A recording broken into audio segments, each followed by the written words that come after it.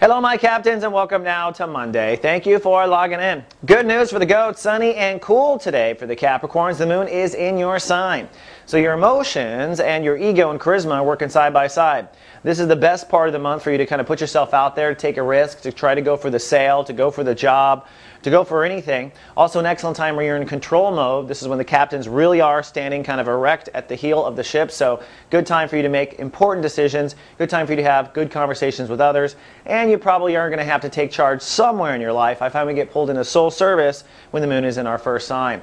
Now yesterday, you might have had a little bit of some clouds. The moon had crossed over Pluto on Sunday. So yesterday, the universe was asking Capricorns to release from an emotional attachment tied to your ego.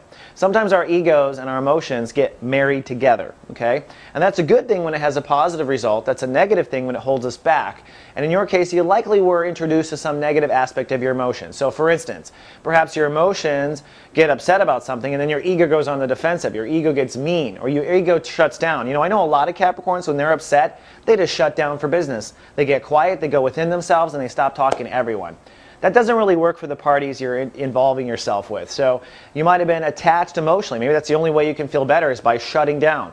Well, how's that attachment working to you? That's really what it was about yesterday. And today's kind of a follow-through with that wisdom. Also today, the moon is trining the sun.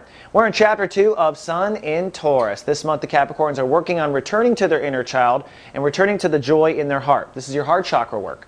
Remember last chapter, we were working on, okay, what's in the way of this? Your marriage, your kids, your job, what's in the way? Now that we're in chapter 2, it's time to look for solutions. And solutions are in play. And with Jupiter ruling the day, it's time to think outside your box. Maybe you think the only solution is to get rid of your husband. that may work for you, but there may be other solutions. So look for other solutions, look for alternatives. This is definitely a research day. This is definitely a day to try something new, put yourself outside your comfort zone. It's also meditation vibration day. We have an episode of Julie Zipper's meditation vibration going live today. Now because the sun's in Taurus, she's focusing on manifestation, on light casting. That's what she's getting really deep on.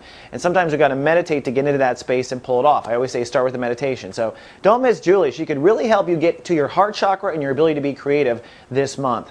All right, my Capricorns, that's all I have for Monday, but I'm back tomorrow on Tuesday. Live, love, be.